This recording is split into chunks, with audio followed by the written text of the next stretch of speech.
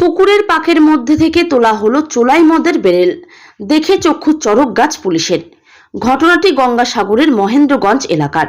আবগারি দপ্তরের পুলিশ গোপন সূত্রে খবর পায় গঙ্গাসাগরের মহেন্দ্রগঞ্জ এলাকায় বেশ কিছুদিন ধরে বেশ কিছু অসাধু ব্যবসায়ী এলাকায় চোলাই মদের ব্যবসা খুলে বসেছেন।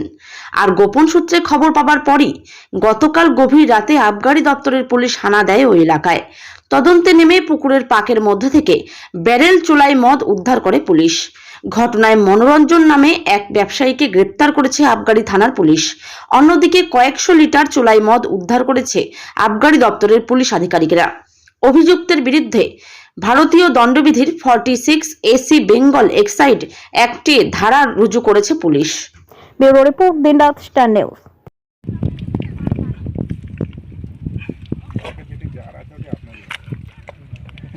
একদম সত্য ওই মালখানায় যা আর বাইরে যা সব আসাতেই বার করে হতো আবার দুটো তিনটে করে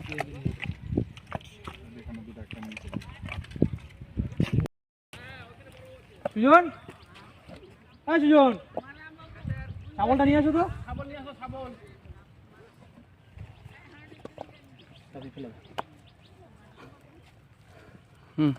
আচ্ছা রাখ দো, ফেলো। ঠিক আছে।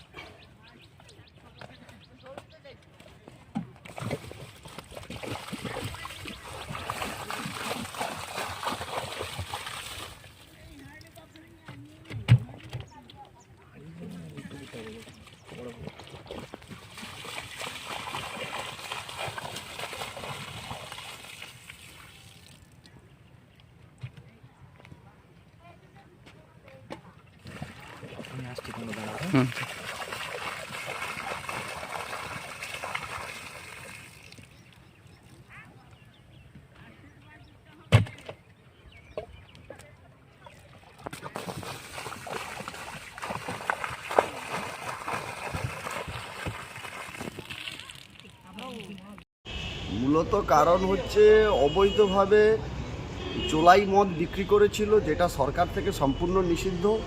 কারণ এই চোলাই মদ খেয়ে ইতিপূর্বে অনেকেই প্রাণ হারিয়েছে এবং ডায়মন্ড হারবারের ঘটনা আমরা জানি। সেই থেকে চোলাই মদ বিক্রি, ওপেনভাবে বিক্রি করা সম্পূর্ণ নিষিদ্ধ সরকারিভাবে ঘোষণা করার পরেও এই রঞ্জন ধারা নামে এক ব্যক্তি, সে সাগরে মহেন্দ্রগঞ্জে বাড়ি, তিনি চোলাই মদ বিক্রি করছিলেন। পুলিশ তাকে আজকের অ্যারেস্ট করে পাঠিয়েছি, আবগারি দপ্তরে অ্যারেস্ট করে পাঠিয়েছে, তাকে কোর্টে পাঠিয়েছে।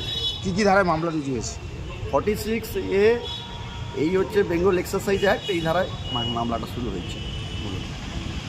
আমার নাম দেবাশিস মিতা, অ্যাডভোকেট কার্যক্রম।